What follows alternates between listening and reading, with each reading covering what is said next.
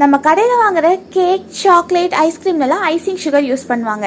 இன்றைக்கி நம்ம icing sugar தான் எப்படி வீட்டில் பண்ண போகிறோன்னு பார்க்க போகிறோம். அதே மாதிரி இந்த ஷார்ட்டில் ஒரு குட்டி இன்ஃபர்மேஷன் உங்களுக்கு சொல்கிறேன், மறக்காமல் கடைசி வரைக்கும் பாருங்கள். நான் ஒரு மிக்சர் ஜாரில் தேவையான அளவு சர்க்கரை எடுத்திருக்கேன். இப்போ இது கூட நான் வந்து கார்ன் ஸ்டார்ச் ஆட் பண்ணிக்கிறேன். இப்போ நம்ம வந்து கார்ன் ஸ்டார்ச்சுக்கும் கார்ன்ஃப்ளவருக்கும் என்ன டிஃப்ரென்ஸ்ன்னு தான் பார்க்க போகிறோம். இவ்வளோ நாள் நமக்கு இது தெரியாமே போச்சு. கார்ன்ஃப்ளவர், கார்ன் ஸ்டார்ச் இந்த மாதிரி ரெண்டு இருக்குது. நம்ம இவ்வளோ நாள் கார்ன்ஃப்ளவர் மாவுன்னு சொல்லி யூஸ் பண்ணுறது எல்லாமே கார்ன் ஸ்டார்ச் தான். இது வந்து ஒரு திக்னராக யூஸ் பண்ணுவாங்க. அதாவது நம்ம ஏதாவது ஒரு பொருள் ரொம்ப தண்ணியாக இருக்குது, இது வந்து நல்லா கெட்டியாகிறதுக்கு யூஸ் பண்ணுறது தான் கார்ன் ஸ்டார்ச். இன்னொன்று வந்து கார்ன்ஃப்ளவர். கார்ன்ஃப்ளவர் வந்து கார்னை அரைச்சி பவுடர் பண்ணி அதுலேருந்து எடுக்கிறது தான் கார்ன்ஃப்ளவர்.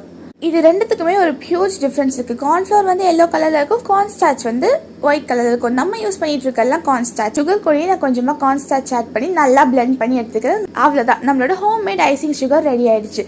இது வந்து பண்ணுறதுக்கு ரொம்ப சிம்பிள் அண்ட் ஈஸி. நீங்கள் கண்டிப்பாக உங்கள் வீட்டில் ட்ரை பண்ணி பாருங்கள். பாய்.